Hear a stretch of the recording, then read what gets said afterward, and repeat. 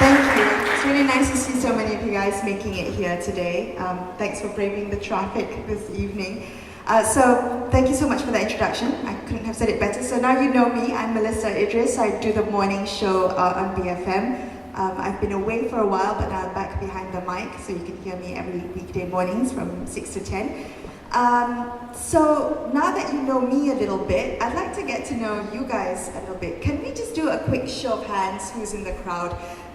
So who here is working directly in the field of a smart city, so a professional within smart city? Can you just see a rough show of hands? It's just high up and proud. Yeah, okay, all right, okay. And anyone from NGOs?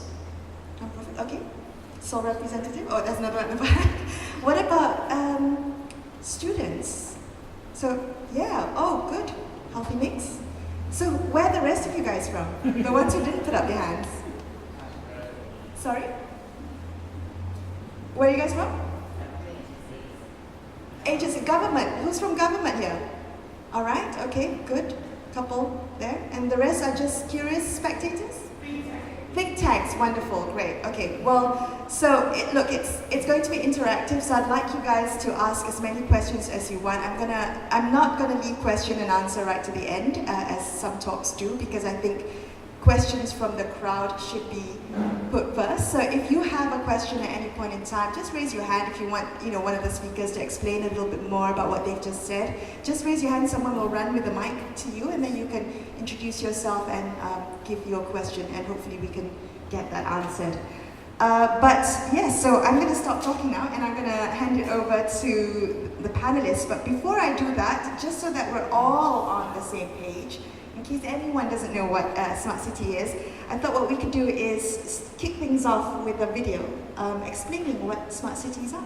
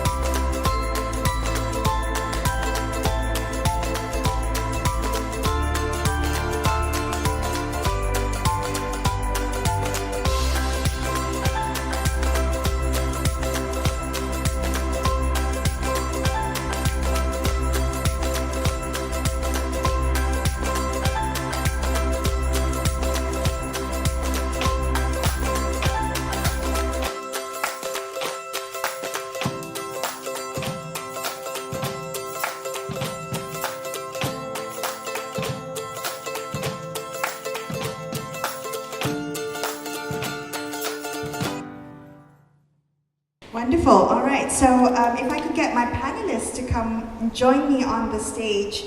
So we've got two wonderful guests from France and two from Malaysia. So if you come out and then we can do a quick introduction.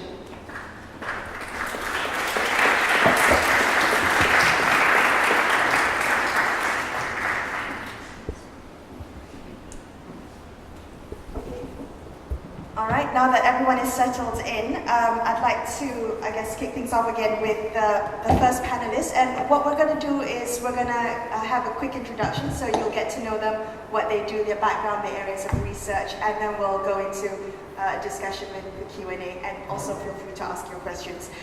So to my left, I have Sandrine MATHON, who's in charge of data users at the IT department in Toulouse Métropole. So do you want to tell us a little bit about what you do? Have a video. I will show you some video. It's a touristic video to make you the desire to come and visit Toulouse. As you see, Toulouse is southwest of France. It's a city with a human size, with 1.3 million inhabitants. It's sunny weather and with no rain. It's important. It's a big city because we have many jobs in the city, 200 different jobs, with chef, legalist, dustman, teaching assistant, philharmonic orchestra, museum, IT engineers, of course, and so on.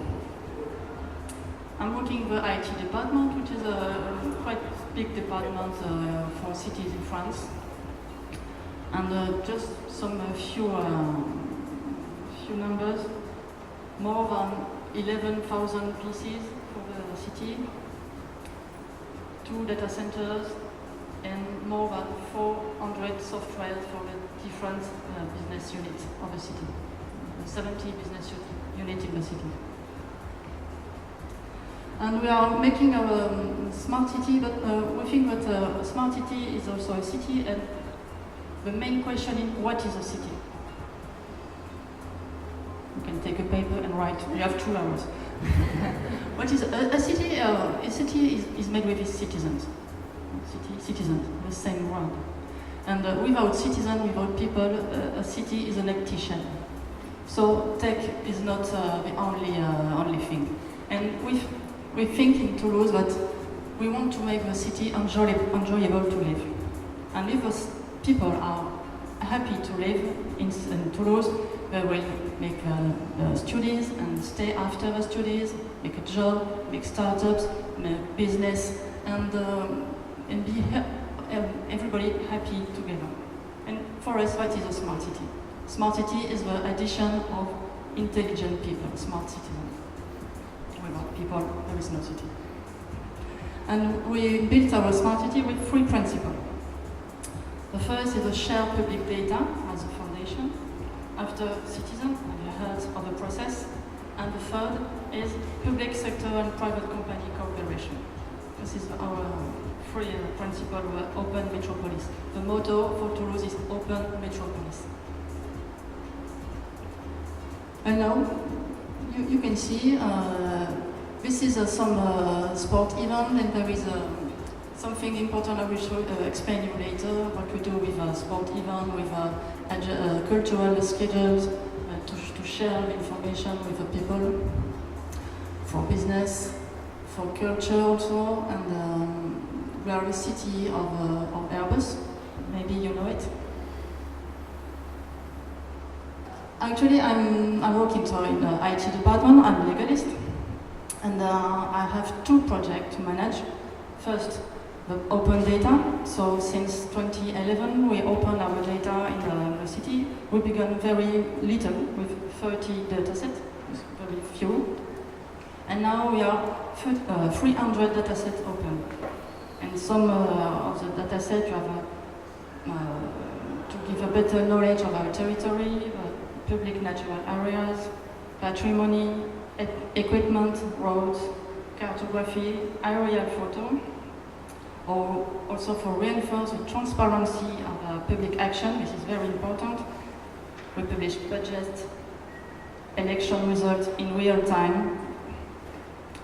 subsidies deliberation, and to improve service for population, for simplify the access to information, for menu of schools canteen, we can talk about it later, and cultural schedules, and also to mutualize the exchange between the different business units.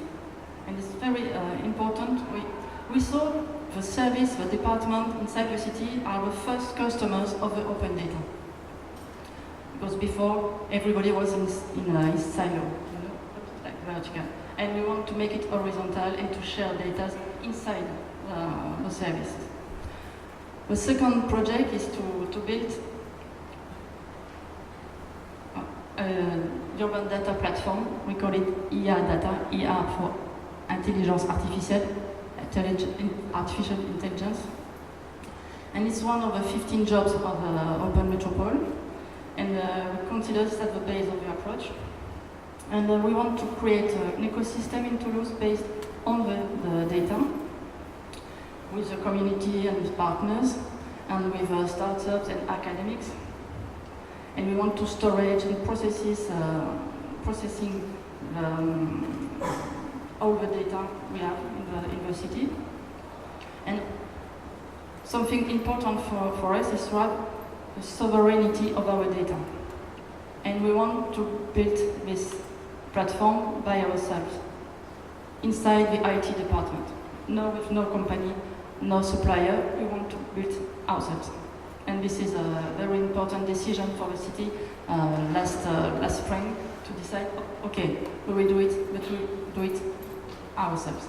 And like that, we have to buy machine and to hire data scientists, data analysts, big data architects. So if you want to come in and work for us, she's welcome. She's looking for people. Yes, it's difficult to find some people. And we want to be a smart administration because it's also a part important to improve the efficiency and the digital transformation of the city and of the administration. Wonderful. All right. So I think there's so many things there that Sandrine mentioned that we'll dive into, particularly with data protection, particularly with the government owning the data. So we'll dive a little bit into the sovereignty of data later. But I'd like to introduce the next guest we have from France, Gilles GESQUIÈRE. I hope I said that right.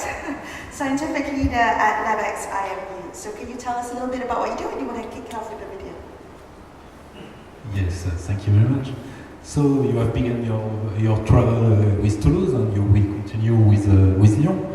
And it will be interesting to travel with image. So in this video we can see Lyon, but also information related to smart city in Lyon. You can read this information. So I will continue with other information. And I am a professor in a University of Lyon, and it's a really big university with more than 100,000 students, 5,000, more than 5,000 students in PhD, so postdoctoral position, more than 7,000 researchers in Lyon, and a lot of things with awards and a lot of government funds to make the research. And I am leading one of these projects with his name IMU, Intelligence of Urban World. And in this project, the focus is on the city. And we have to take care of our city. We have to make the past, we have to understand the past city, but also the future of the city, so the smart city. And in our side, we think that the problems are very difficult, complex to solve. So we have to provide some solution, but it's not a problem of scientists, computer scientists, it's not a problem of humanists, it's not a problem of intellectualists, it's a complex problem that must be solved by a priority, by a pluridisciplinary approach. So we are making a team with technology, science, engineering science, environment, sociology, and I have in mind a reference to Dominique Cardon, which is a sociologist in France. He has made a book which is named what about algorithm dream? So we are making in computer science, I am a computer scientist, we are making algorithm, but we have to take care because we are consuming data, we are consuming data from other guys, we are making some information, we are constructing some things with this algorithm, and we have to take care. So it's important to have a computer science view, but not only, perhaps a sociologist or a specialist, an expert, or another domain can make some appointment on our approach. So in our approach, it's a very interesting approach, and the government said that we would like to fund other projects on that, on ecosystems, because we have problem with water, wastewater, but not only, flooding or this kind of thing in France, but not only in France. And the last project is Anthropocene, the global change. We are making some choice today, or 20 years ago, and this change implies will have an impact on our planet. So we have to take care about that, and we have to understand this change. So I think everything is on smart city, because we are providing with smart city some new solution, and we have to take care to what we are going to do with this kind of solution. Wonderful. I hope you guys are planning your next holiday, if not to Toulouse to Lyon, if not then to Johor, where our next guest is from. Maimunah JAFFAR, Head of the Department for Planning and Compliance, Sustainability and Smart City at Iskandar Regional Development Authority. Okay, can I stand up? Of course you can. You You can walk up and down as well if you like. Okay, anyway, I'm Maimunah JAFFAR. I'm the Head of Planning and Compliance, Iskandar Regional Development Authority. Next slide. And I'm actually representing an economic corridor down south, which is called Iskandar Malaysia. So Iskandar Malaysia in the short term is like a metropolis, but not so. So we always tell people that we are actually the fourth tier of government. Actually in Malaysia we only have 3 tiers of government: federal, state, local agency, and now I'm actually the metropolis.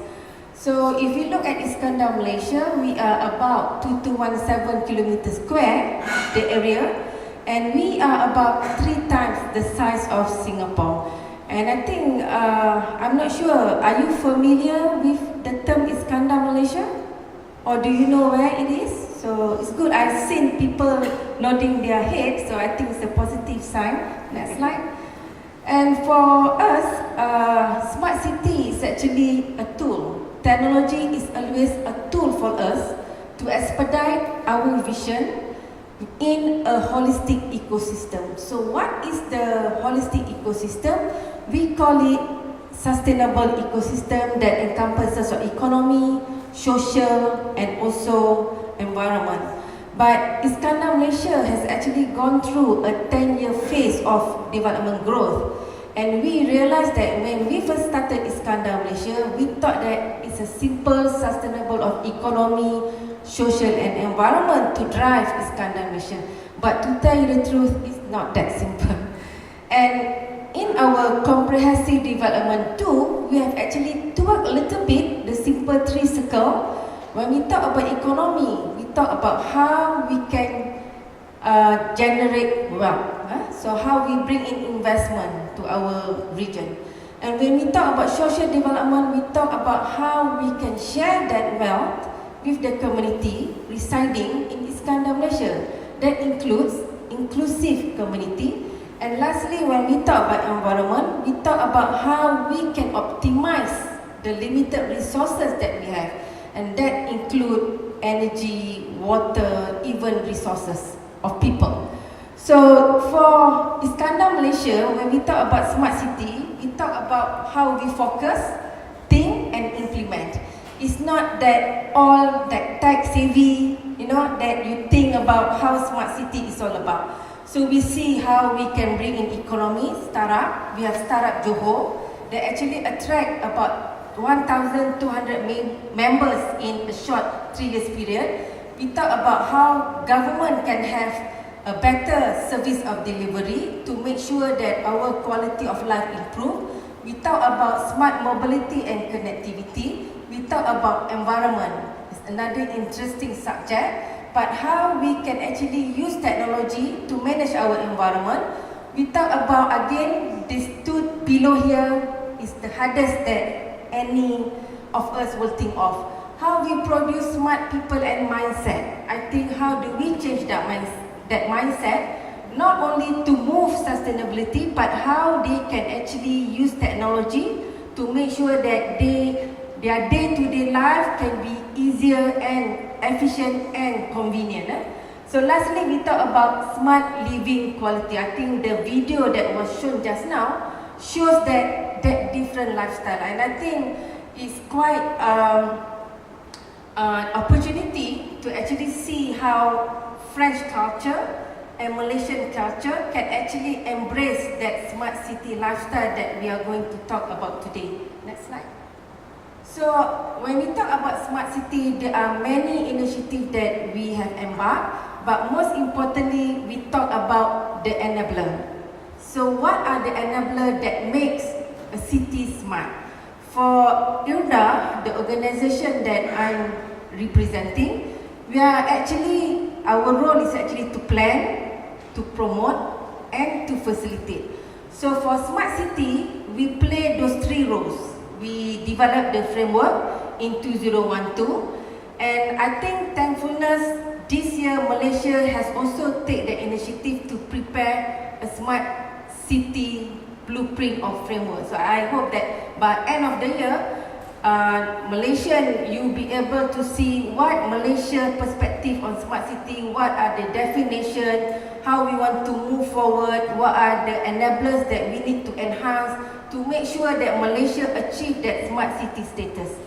And when we talk about facilitate, for IRDA, we also has formed what we call futuristic Iskandar Malaysia to make sure that stakeholders can sit down, share ideas, talk about their challenges and how we can together move forward. For Iskandar Malaysia, Smart City Initiative has always been private driven.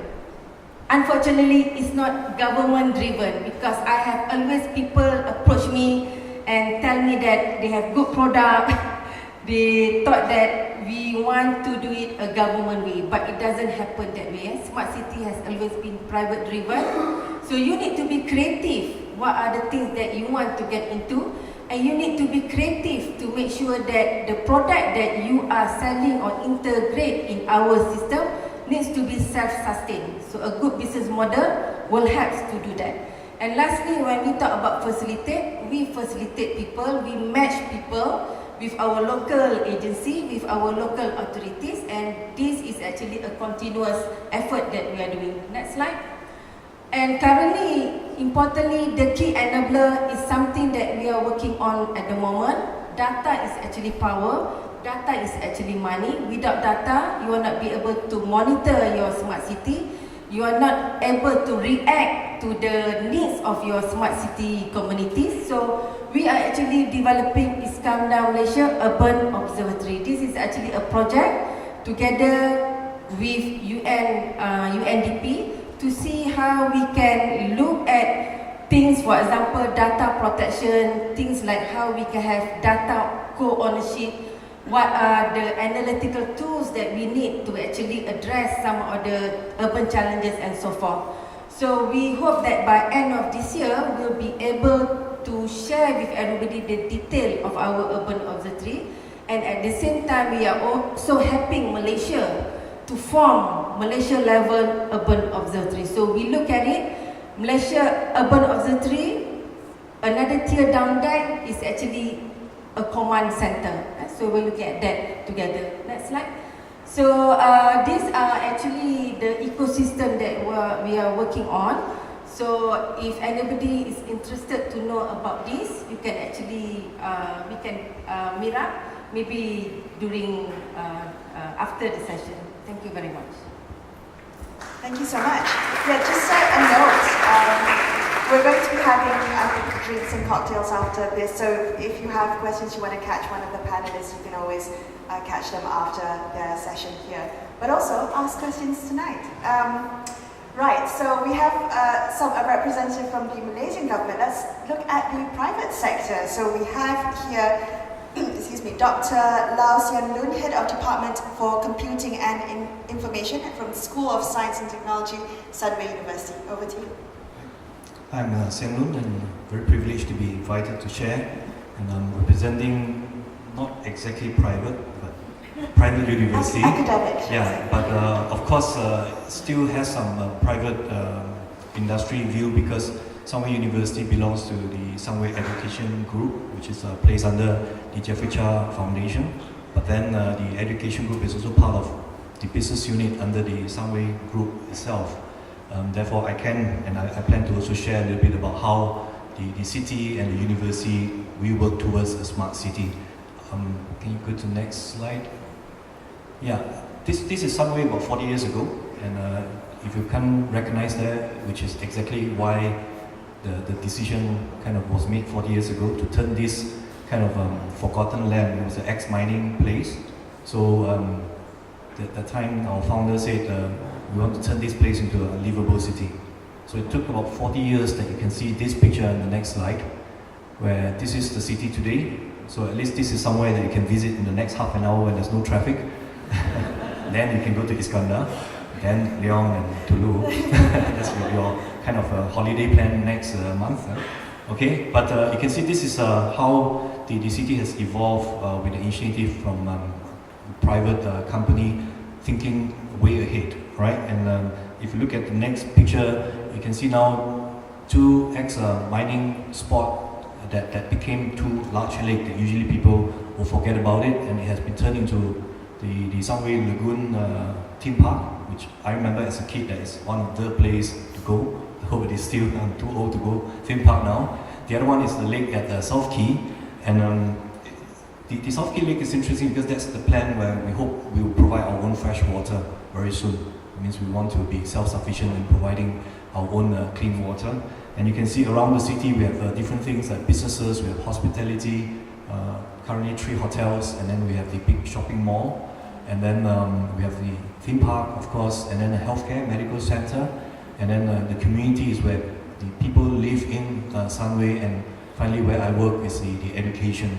And this is what I think kind of ecosystem that allow us, especially me coming from more technology point of view, technologies.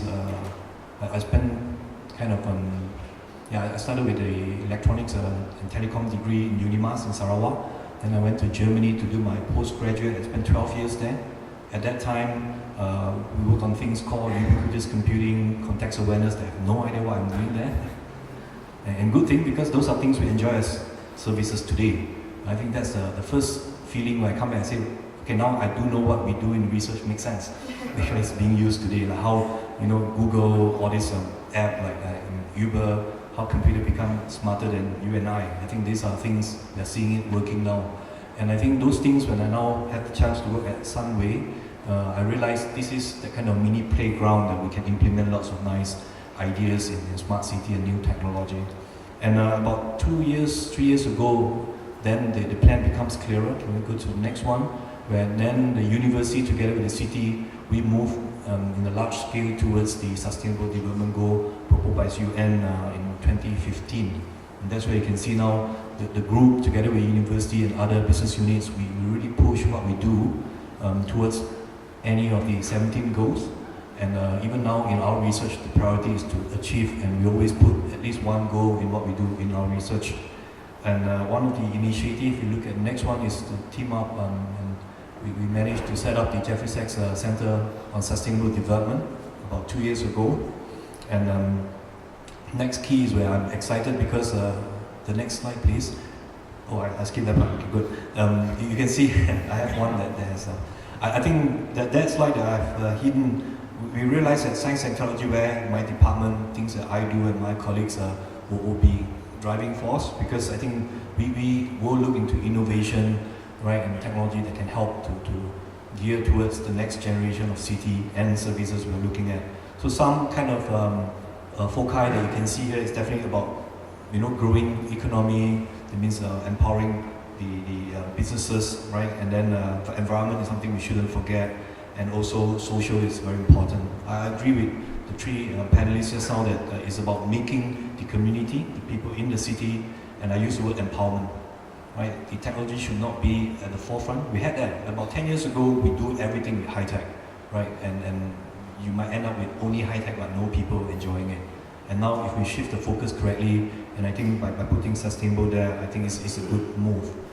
Next slide, please. And these are some examples, things we do. You can look at like energy saving, we have transport, right, and connectivity, and so on. These are things have been implemented or is part of the plan to convert the city to the next phase.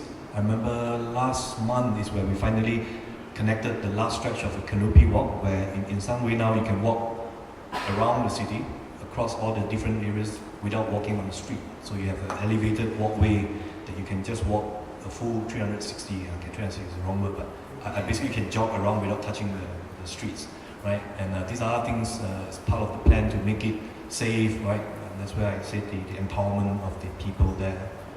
Next slide. Yeah, so this is the canopy walk, and on top of that is connected now through the BRT to also KTM and also LRT. So these are things to make sure people can move around safely, conveniently. And the next one, I think, is a slide about the lake, right? That we want to produce water treatment to produce our own drinking water. Yeah, next one should be the last. Yeah, well, I explained a few more things. This is a shameless plug on the 7th of October, please sign up and join us. We're going to get 8,165 people to join hands around the city to kind of celebrate 3 years anniversary of the sustainable goal being launched, right, in the UN. And if you are curious about why 8165, nothing to do with 4D number, it's exactly the distance from Sunway to UN. Right, so it symbolizes, that kind of partnership between UN and Sunway City achieving and pushing towards the goal of sustainable development together. So yeah, I think now just a little bit more. I think we have come a long way with all the technology and we're enjoying it now. And I think one thing that we should move forward is really to put people. I was there and I heard people talking about resilience. I really like that because this is even another project that we work together with Lancaster, looking into resilience in Malaysia and Indonesia, because no point having a city that's so smart while we cannot react to anything that happens. May it be tragedy, if not, then even the sudden changes that people lose their empowerment, right? Feeling helpless. I think these are things we have to look into. There are even efforts, like we have colleagues working with Terengganu in the National Park doing conservation, right? So within the city, beyond, there are so many things we can do, and you can see technology, I agree, is a tool to empower all of us. Yeah, that's it for the introduction. Right, so thank you. Now you have a sense of each of the panelists. Thank you. A quick round of applause for everyone. So you have a sense of what each of the panelists do and where they're coming from in their area of research. So really, we have case studies from government. We have as well technologists and academics from the private sector as well. So I think a couple of areas we would like to cover today is really about the government-private-public partnership as well as the use of data. Technology, as Dr. Lau put it, it's a tool. So I came into this thinking that smart cities is all about technology, and I've been very quickly put my place and been told that it's about people. So the idea here is how people can use that technology.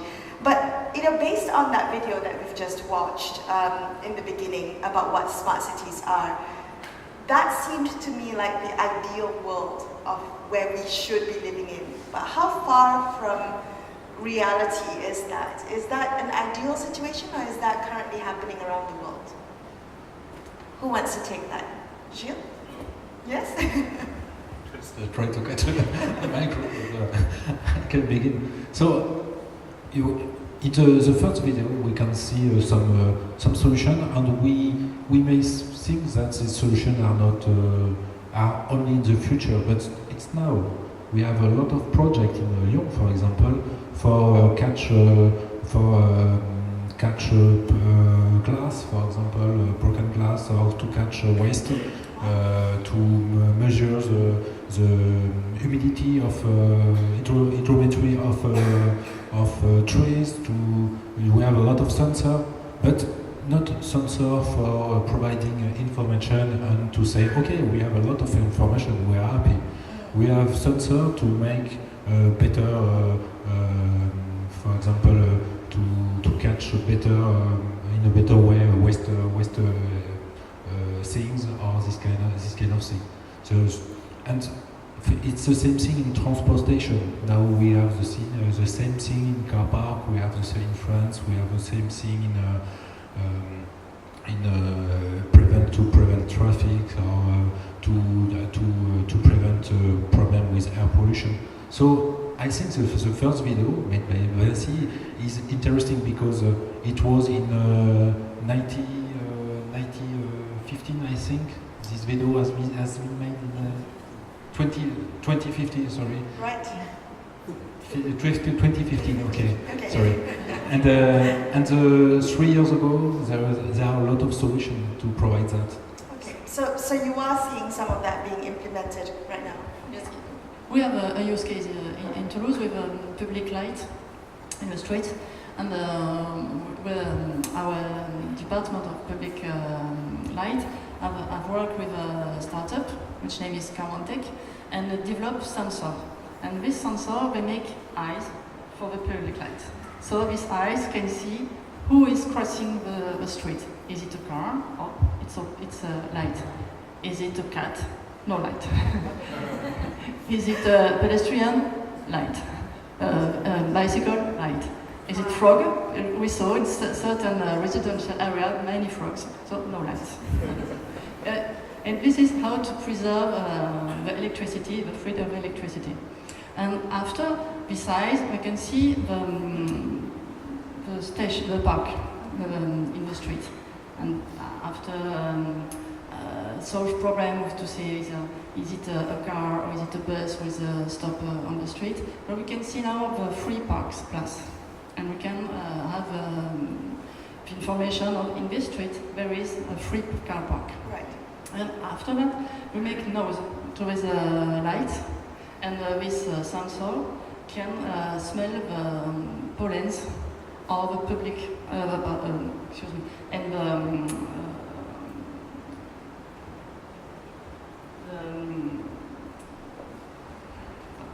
the road, even in French. It's okay, yeah. Okay. And with that, we can have, with this sensor, we can have all this data. Right. And the question now is to what can we do with this data and to bring it and to store in a database, and after to make some service for people who are looking for a car park or to inform about pollution. That was the word I've used. Pollution, yes. Pollution, air pollution. Okay. Well, it's a use case. So that's the thing, right? So we have the technology base, and it's really about creating this critical mass of smartphones and sensors. And then what do you do with all that data? It's all connected with high-speed internet. So what do you do with that data? And the use of that data, I think, is through applications, right? So you translate the raw data into insights and alerts, and that requires the right tools. And this is where the technologists come into play. So you've got people from government having, say, putting the sensors in place, but what do you do with that data, and how do you make it relevant to I guess, improving the quality of life for civilians? I think to answer the question whether it's reality or not, I guess I can say that it can be yes or it can be no. If I can further deliberate, I think when we talk about smart city, we need to look at the end user. So if we look at the private sector, I think private sector are very hungry to push this smart city initiative. And I think it's not just about economy, it's about the trending that goes global wide. So when we talk about the reality, you know that entrepreneurship also talk about digital entrepreneur. When we talk about startup also, they talk about tech-savvy entrepreneurship. So for a country to be competitive, they need to venture into this digital economy. So I think that is kind of real, yeah. But if you look at the government side, this is where the government has to play catch up. Because I think the community is also ready to embrace smart city initiative. If you look like everybody have a smartphone, so everything is in their fingertips. They want to make reservation, they want to get information. Even if my kids ask me about something, I can always tell them Google it. So I think the community are ready to actually embrace this smart city. But of course, having said that, government needs to actually catch up on this. Because I mentioned just now, most of our smart city initiative is private driven. But I think it's good. It needs to be private driven so that government will not be overburdened. But I think it's all about economy. But the government, when we talk about service delivery, enhance our service delivery, when we talk about how we can do e-economy, e-submission, there are some limitations with the current government agencies in terms of software and also hardware. So people out there, if you think you can help the local authority, if you can help the government agency to speed up on this, then we can actually make it as a reality. Because I think we are talking about capacity building, we are talking about the infrastructure that we have to provide to make sure that the government can actually move towards smart service delivery. Right. So I think it's maybe here, it's maybe no, but I think in the next 5 years, yes, we will catch up when Malaysia have that smart city blueprint. Okay. It gives a better guidance for everybody to move. So if I'm hearing you correctly, you're saying that while investment into smart city technologies is driven by the private sector, the government has a role to play in providing, say, a blueprint and the overall strategy. Sandrine, can I just get your thoughts on that? Because earlier you said about Toulouse, being very, having, I guess, sovereignty of data is important. So you've gotten all the framework and the infrastructure done through the government itself. So what's the scenario in Toulouse? How does the private-public partnership work there? Of course, a lot of companies come to us and to ask to work with us. But we have a long history of making things by ourselves. It's historic. It's historic for waste. There is no company who collect waste in the street. It's civil servant who do that. With a kitchen, the central kitchen for school canteen, it's not a company. So we have a long history of doing things by ourselves, and it's the same with the data. So we are working about open our data, opening it with open data, and since 2011 we are working with it, and now the idea is to have services from bottom up, and we work with startups who come with us to us and ask for opening such data or such other. It was the example for the menu of a canteen, a school canteen. A day after a meeting like that, a guy from a startup come to me and ask me, hey, can you open the menu of a school canteen? So, okay, we will try. So I go to the central kitchen and to see my colleague and to see how we can open it. The question was not open or not open, but it was how to do that and to do that automatic. Because it was impossible to imagine to make more work for the colleague. So if I could just interject here, so Sandrine worked on an app, and this is for the menu of school canteens for public schools in Toulouse. So if you can imagine, how many thousand children is it? 100 and... Many children. So all the children who've got a public school. 38,000 each day. 38,000 children eat each day in the school canteen. So imagine if your kids went to school, you have this app, and you could see what your kids have for lunch every day.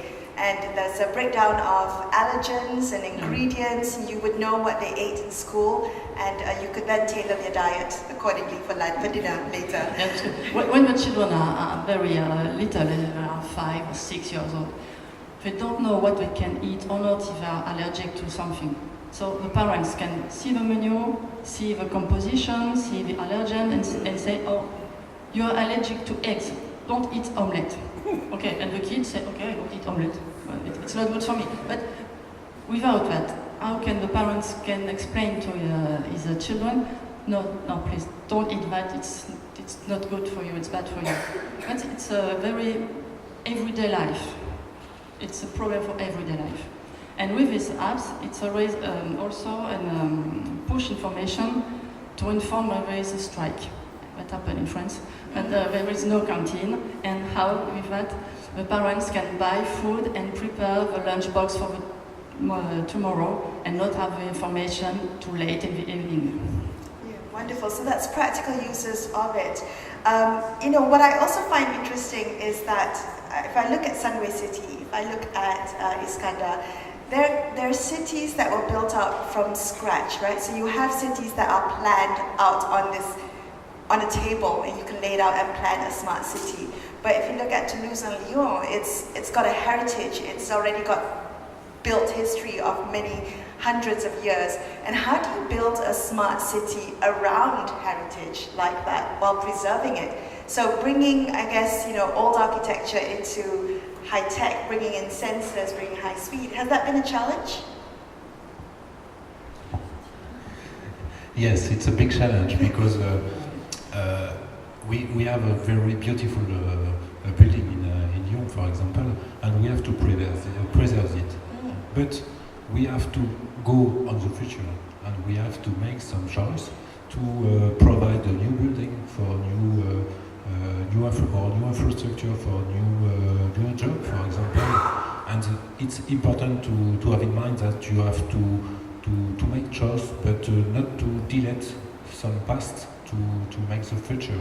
We have to join the two parts, the two sides. And it is the same, we have spoken about patrimonial with UNESCO, this kind of thing, but we have the same things with industry, because we have the city, in the city we have industry, but what about industry? Perhaps we may close the industry and say that the industry may go far from the city, because we may have some problem with air pollution or good transportation with big trucks. But if we go out this, if we close this industry, we have a problem, because we have to make some transportation to provide the connectivity. So we have in mind this problem in Lyon to make some choice on the city for industry, the future industry, and citizens together. Okay. To have a better city, but with citizens involved in every choice, and with patrimonial part, with industry and new building. Okay, so it's about giving them choices, right? Has that been the case for the Malaysian example? I mean, has it the fact that we don't have to work around built history like that? We're starting from scratch, especially with Sunway, you know, building on former mines. I think to just put in context, I don't think many of the cities here are built with smart city many years ago. Probably the smart city movement started like what, 10, 15 years. That's where, you know, in Europe, US, people have seen how it worked. And that's also the temptation of going towards high tech. That's the beginning. But there are cities, they are easier to be converted. Sunway probably has the advantage because the group, you know, has the business units around it, so it's easier to coordinate. That's why the keyword coordination is pretty important. I would say here, on the other hand, many places, let's say Malaysia and some parts of Southeast Asia, we are also being built in this century that many things can be converted a lot easier. Yeah, I can only quote, coming to the question, some projects I've done back in Europe, where we specifically come up with project ideas that build intelligent to existing building. Because when we look at starting from scratch, we are only talking like zero energy house and so on. They're talking about new cities building from scratch. While 95% of the city are still buildings older than 80 years, 150 years, and that opens new opportunity. And today, I started saying this, that the new research centers are the likes of startups and Google. They are doing all kinds of research projects that again look into integrating the old and the new.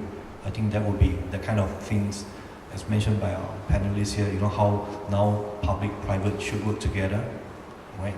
On one hand, to build the next generation, while elevating the old generation to follow this whole movement. I'd like to open it up for questions. Do you guys want to weigh in? Do you have any thoughts? Oh, we have a couple here. Do you mind if we do the gentleman in the back? He raised his hands first. If you could kindly introduce yourself, where you're from and what your question is. Bonsoir, I'm Kenneth from People IDRIS Culture. For French speaker, I would like to ask, for a country like Malaysia, who doesn't have the Right of Information Act in place, how would you, or even not signing the Treaty of Open Book, because we are too conservative of our data transparency, how would you advise our country, like not in terms of infrastructure, but also the regulation and also the mentality as well? And for Iskandar, I would like to ask, what is the difference of a smart city concept between Iskandar, Malacca, and also Cyberjaya? Would you enlighten us? And for Sunway, since your feeder bus are a very successful case, we talk about public-private partnership. Would ever Sunway hold hand with the local government? Because even our feeder bus doesn't have a digital notice board to inform our arrival time. So, kindly advise. Thank you. Sorry, could I just get you to repeat the question for Maimunah? What were the cities that you said? The difference between Malacca, Cyberjaya and Malacca, all right. Because all of them are smart city. Okay, brilliant. Thank you so much. So let's move to Sandrine first. Okay, so that was, I knew data protection was going to come up, so thank you so much for asking your question. Talk to us about, because you have expertise in the legal aspects of this, so talk to us about how to ensure protection of data, especially from a cybersecurity and a legal perspective, bearing in mind that Malaysia has certain limitations as to what we can and cannot do. There is two kinds of data. There is public data and personal data. And between, there is sensitive data. So public data, and then, what was it, personal data, and then in between sensitive data. Okay. Public data in French law is open data by default next month. By default? Okay. By default. And every data are to be opened. It's open to the public? Open to the public. Big work, huh? It's not done, but that's the law. Personal data, you know the GDPR, so are protected. It's also by default, personal data are protected. But if somebody accepts to share his data, he can. And if we want to open the data, the personal data, we can do it, but after anonymization, and to cut every link between the data and the people. And between the sensitive data, I will give you a few examples. The map of domestic water inside the city. This is sensitive. You cannot open this map because it's too easy after for terrorists to put poison into the water. So it's sensitive, it's protected. It's public data, but not open. It's normal. Okay. There is also some data protect from national security. Okay, everybody understand that. But in fact, there is few data are sensitive, and so many public data which are to open. And then we changed the mindset of a producer of the data. The first change was to change the word. They are not owner of the data, but they are producer. It's not the same thing. When I produce something, I accept that somebody else use this thing. When I'm owner, it's mine, that's my power, that's my data, that's my information. You know, it's a change of mindset. And after that, we impulse the change with our colleagues in the city to say, I share, therefore I am. That's because I share that I exist for the public, for the people. And my work, my everyday work, is recognized by outside. And it's very important for civil servants that their work, because they love it, are recognized by the citizen. That was, wow. I'm speechless. I would say, okay, so I love that idea that you have to change your mindset into, rather than owners of data, producers of data. But it also, I think, helps that this is, coming from government, right? So government owns the sovereignty of the data as opposed to handing over the data to a private entity. Do you want to weigh in on the issue of data protection, Maimunah? Because you mentioned that this is a hot topic. This is something that you get asked about a lot, especially on behalf of IRDA. I think the only reason that Iskandar Malaysia strongly feels that we need to work on that urban observatory is to ensure that currently, if we have many agencies that looks at data. We have DOSHM, we have MIMOS, but I think those are actually a one-way traffic data, meaning that people use it just for information, but maybe people are not able to use it to analyze what are the use of that data. So with our urban observatory, that's exactly what we want to do, and we hope that real data can actually be gathered at different hierarchy. For example, when we talk about urban observatory, we are looking at perhaps at operational level, there will be the local authority that actually drive that as command center. So, but at the same time, when we talk about how this data can be made public, that's why we need to make sure that, again, I agree with you, some of the data needs to be secured and only a few people can actually get access to it. And I think for Malaysia, we have the National Cyber Security Malaysia policy that actually looks at how government can actually secure its data. And we have also the, we call Computer Crime Act 1997 that also look at those things, as well as the Communication and Multimedia Act 1998 that also address the same issue. But I think when we talk about cyber security, those are something that we are still yet to see how we can secure the data that we give without we know it to the people who been collecting data. So in the Malaysian case, is data open to the public? That's why some of the data are only for information, Right. And it's not a raw data. It's a data that has been manipulated to actually provide certain information to the public. So I think that is kind of different. It's not a raw data. Well, while you have the mic, Maimunah, can you address the question as to how Iskandar is different from Melaka and Cyberjaya? Okay, I think when we talk about economy, Cyberjaya has been the spearheading when we talk about smart city economy. I think they have the headquarters of many of the ICT company. And for Melaka, they are looking at technology-driven smart city initiative. For example, for Melaka, they are looking at green technology.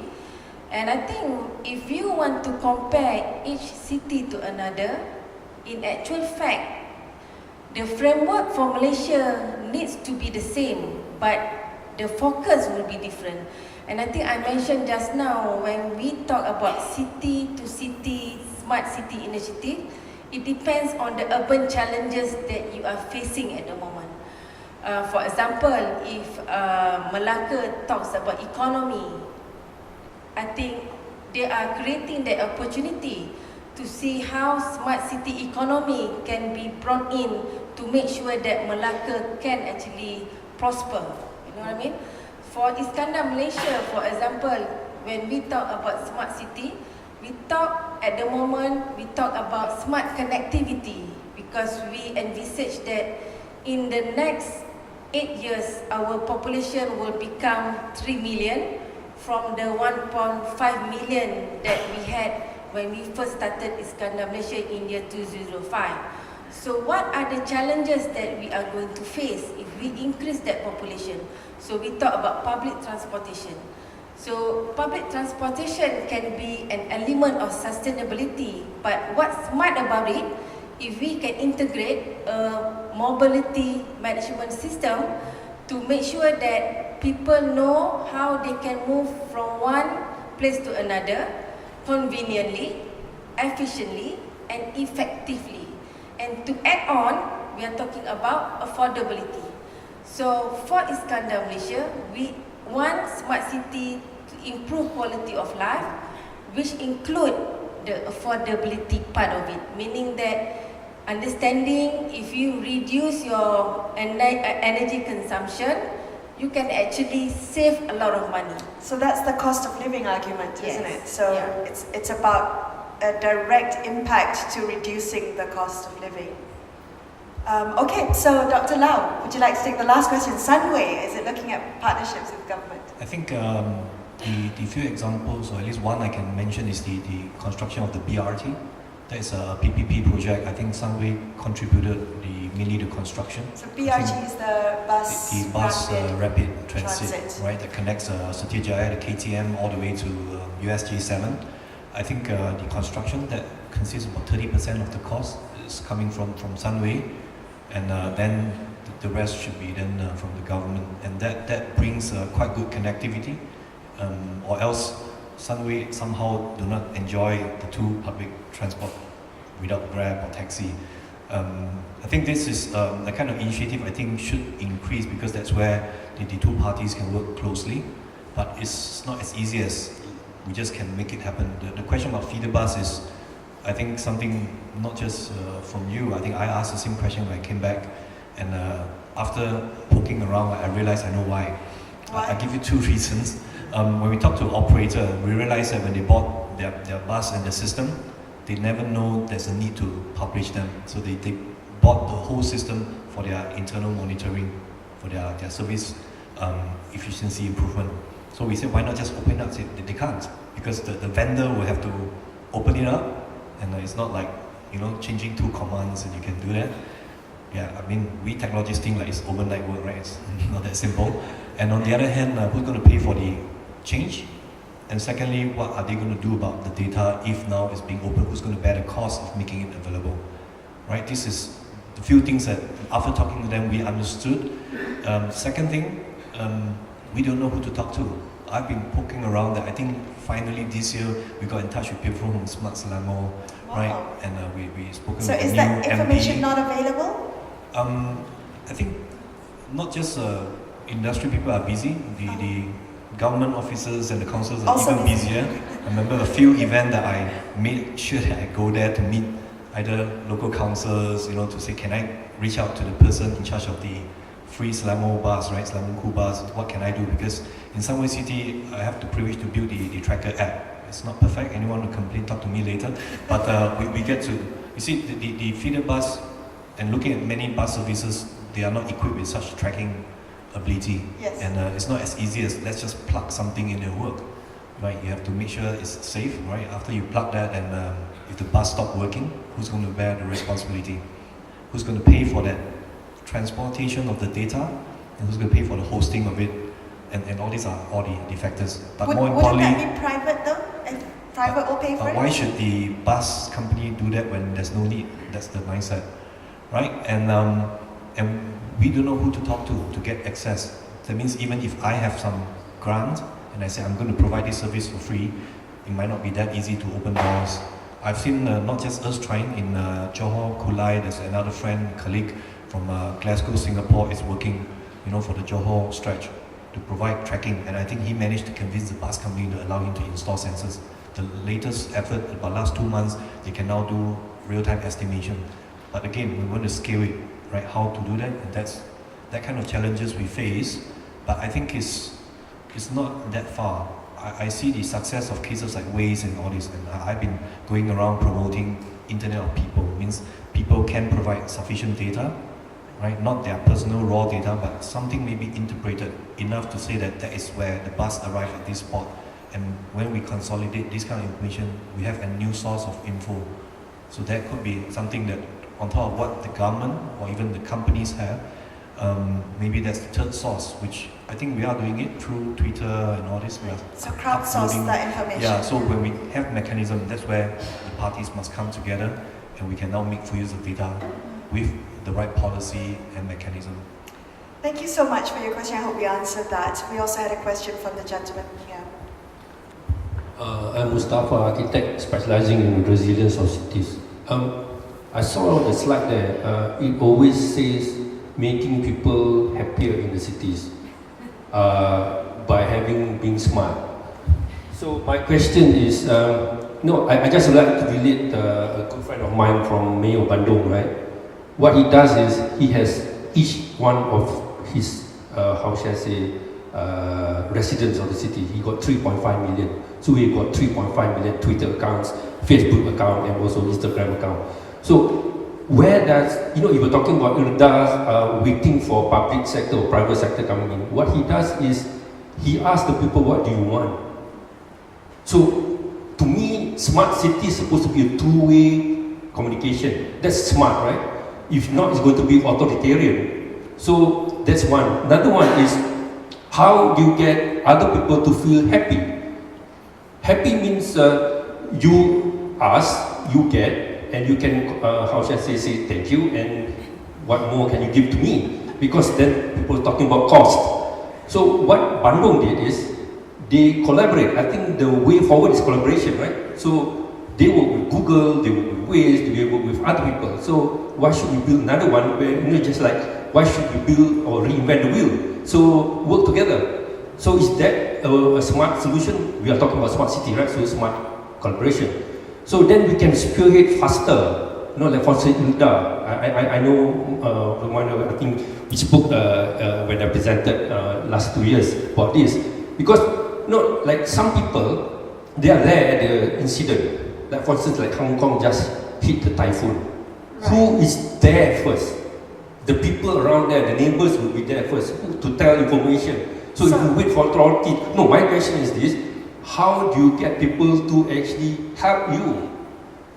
That means the citizens in the city can help you. So if we are all waiting, or we ask, or we tender out, could it be two-way communication? Two-way interaction. Yeah. And I think it boils down to something you said a little bit earlier about identifying urban challenges, right? So you identify those challenges, and every city has different challenges. So if you could address that, and Gilles, you can weigh in later. So. Okay. Just now I actually flashed a project on the screen, which is actually our International Youth Hub. It's a unique project because we did exactly what you mentioned just now. Instead of we are doing things that we think is good for the youth, we ask the youth through series of questions from Facebook, Twitters, roadshow, and ask them what exactly they want in the hub that we are actually building. The problem is, when the money comes from government, this is where my challenge kick in. Because I keep on telling MOF that we are already in an era where public participation means so much, So you cannot expect to tell me why your project is delayed. So these are the challenges that we, I think, face if we are using government fund. So this is exactly a case project where we keep on sharing with the government and tell them, I'm having this project.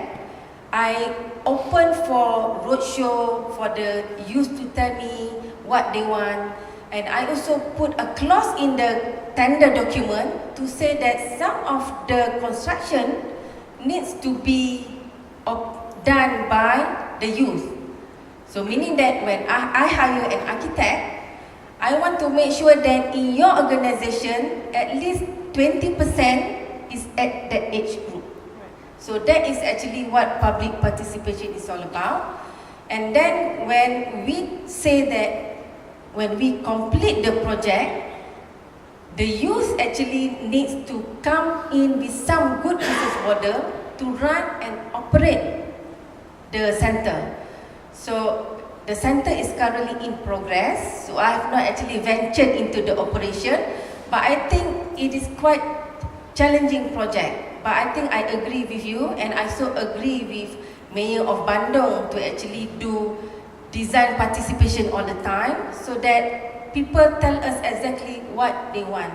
So I think that is one of the smart solution that Malaysia should also heading for. But it's difficult and challenging because just to deliberate a little bit, when I first started a project which I call JP Transformation, I do a public engagement, then these people did not turn up. So thank you for turning up tonight. Yes, because they thought that we want to buy their land. We don't have an agenda tonight, but we don't want to buy anyone's land. But actually what we want to do is to tell them what they think the city should be. So after 3-4 rounds, then the community understand, oh, this is how IRDA doing their project. You know? So I think it's a big challenge. That's why I stressed just now, mindset change. So I think for NGO, for government, please, you need to perseverely make public participation as one of your process to do your project. Gilles, did you want to weigh in? How can we be happier? So what is happiness? Yeah, what is happiness? Mustafa, what is happiness? So at the last of our video, we are speaking about co-smart city. Because smart city thought in the beginning of 2010 was IoT, was techno push. And it's not the solution, it's not the entire solution. And I have two use cases to explain. It's a research project. The first one is with Bouygues Immobilier in France. They are constructing a big building. And the idea is to construct together a building in a district which is named Confluence. So they said, okay, you would like to buy an apartment in this building, so come and we will talk about this building, and especially the indoor. And they have some public discussion on that, and they can choose some things with the future owner. The second one is on the happiness, how to measure the happiness. And we have made a serious game for that. It's we can measure this with a card, and around 30 cards, and we have to choose. We ask to the citizen to choose some cards, and after that we have some measure of happiness, and we can make some change. For example, providing solution, shared garden, public installation for sport and parks, and after that we can do another time. Oh, test the happiness if it's gone up. Yeah. Okay, that's interesting. And it's interesting because, for example, for the shared garden, it's the same thing. We have a panel of persons and we have some meeting to discuss about how to make this shared garden and what we plan to do with this. And it's very interesting because the citizen is very involved. And the last time, because I'm computer scientist, is to measure monitoring happiness with the city, the social network.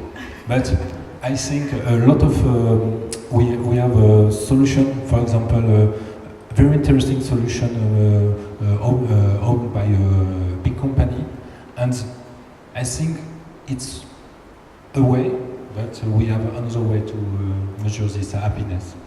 Maybe that's the secret to happiness, a shared garden, simple as that. Okay, we have 5 minutes left, and I'd like to give one person an opportunity to ask a question. Is that a lot of pressure? Yes. Hi, thank you. Good evening to everyone on the floor. My name is Arvind. I used to work in the IoT industry, by the way, so we dealt with smart building systems and so on and all of this. And we have worked with MDEC also with one of our projects, and we got a grant for it. But here's a problem I see when we dealt with a lot of our clients.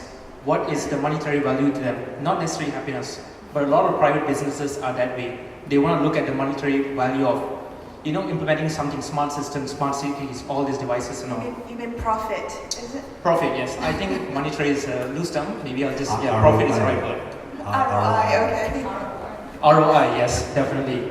So the thing is that, here's my question. How, I can probably address it to Maimunah and whoever is attached to government and even private per se.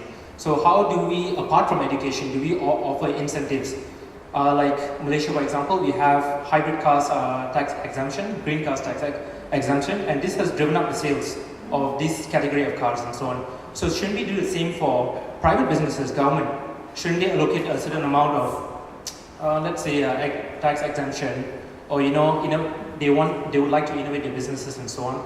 Because a lot of people need a carrot. You need to give the donkey a carrot before they can start going further. So how can we navigate this in the future and even put a protocol in the way so everyone works within a certain framework? So not everyone's going to be carried away with doing what they want with the money, but they're working within a certain target, a certain framework and so on. Great question. Thank you so much, Arvind. Sandrine, do you have anything to add for the French perspective, or should I hand it on to Maimunah? In terms of how do you encourage private sector to come in and give them incentives? I'll hand it over to Maimunah first while you have a think. Maimunah, do you want to take that? The same with when Malaysia started green buildings. When Malaysia first started green building, it's become an incentive in tax, and unfortunately, I think Malaysia has actually taken up that incentive for green buildings. But I believe when we completed our smart city blueprint, incentive will be part of our recommendation. But through our experience in Iskandar, Malaysia, I hate to say that we attract investors through incentive. Actually, we are not actually doing that. Because when we talk about smart city, it's already a competitive enabler for you to attract people to come to your region, and also for you to make yourself relevant, comparative to other company. You need to make sure that you already embrace that smart city concept. Merit for developer, embrace green technology, embrace green building, because those are the market demand. Say that, right. You know what I mean? Because for example, through our experience, for example, when we try to bring in a very high-level cosmetic from Korea, we actually suggest to them 3 industrial parks. One industrial park, nice looking, good looking, very reputable, but they did not embrace green technology or smart city. The other technology park, again, reputable, but fortunately, they having a energy facility unit that actually look at recycling, that look at using biomass, So we discovered that when this high-level investor coming in from other countries to come to Malaysia, in their checklist, there are 2 things that they're looking at. Is the area that they are going to invest embrace sustainability, or are they actually practice green initiative and smart city? So we discovered that it is actually a market demand.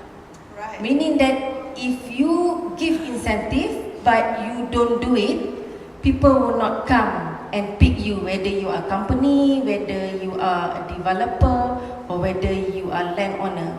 Because if you look at TNB at the moment, the same question I asked them, why you're looking at renewable energy? Because at the end of the day, don't you think that people will look at renewable energy and you're losing your subscriber? They say yes, but since it is a market demand, they have to do it to be competitive and relevant to other company that actually doing the same thing. So I think it's more of a market demand and it's a trend. If you don't do it, then you will not be relevant and you will be left behind. So I think that is actually my opinion, why you need to embrace smart city, why you need to embrace sustainability. It's not a carrot anymore. If you don't do it, you will be left behind. Could I just add, to simplify that question, is there an ROI on smart cities? Can you make money with smart cities? Yes. Oh, Sandrine wants to answer. I don't think we can make money, but I think we can make things with less money. Ah, okay. And to make That's the incentive. better things with less money. And I think the ROI is here. To do with frugality. It's a new concept in France, to do the things with frugal, you know? And it's very important when there is less finance in the public sector. It's to make it cheaper, not less good, but less with a price less lower cost. All right, thank you. Dr. Lau wants to weigh in. Yeah, just stop me when I talk too long because lecturers talk a lot, right? I think smart city can make money if you move away from technology-centric approaches. It means I'm not going to just simply put all the sensors and all the smart devices to make this smart without understanding what does it bring to the people in this building, right? The part about ROI is funny coming from the mouth of an academic because when we do research, we don't think about ROI. We think about advancement of humankind and better tomorrow. But I realize now working in a private university and dealing with even startups and even funding agencies for research, ROI is important because no point coming out with the sexiest product that can shout out the fastest speed, right? Can go very fast, but you can't sell them because you end up in the lab forever, right? And that's a waste of good money. So I think you've seen good examples working today. You look at the likes of Google, right? Facebook, like it or not, is also pretty successful. And if you say coming closer, you have the like of Grab and all this. They are running now the digital economy, and they are part of the smart city too. I think the part that makes things cheaper and probably now more profitable is definitely the cost of a computational storage connectivity gone down, right? That now allows lots of new ideas being able to be developed at a very cheap cost, right? The joke about starting your business in the garage is no longer a joke. It's not a joke since Google, because every student, like now Sunway, we started our innovation lab last year. Is this it in year, a garage? huh? Is it in a garage? It's in the basement of our Menara Sunway, so it's almost garage. And now we extended it with a maker lab, so that students can go in and tinker with technology, IoT, so that they can build new products based on their imagination. And for us, that will be the investment we would like to put in to encourage innovation. But once they have good ideas, we push them through accelerator, get investor to invest, and they must come with some kind of ROI. But the cost to begin, especially in ICT, probably put away some engineering side of it, is really comparatively low. Right. But the impact is big. So that is the part that I think smart city can make money by selling data. Sounded wrong, right? But even your data worth a lot. That's why you get Facebook and Google services for free. What if we can now monetize your data? So that's the part I think that's still with high potential. Yeah. Well, thank you so much for everyone who asked questions, Arvin and Mustafa. Thank you again. You've made my job very easy tonight. So I'd like to end here, and thank you everyone for staying till the end. If you could give all the panelists here a huge round of applause.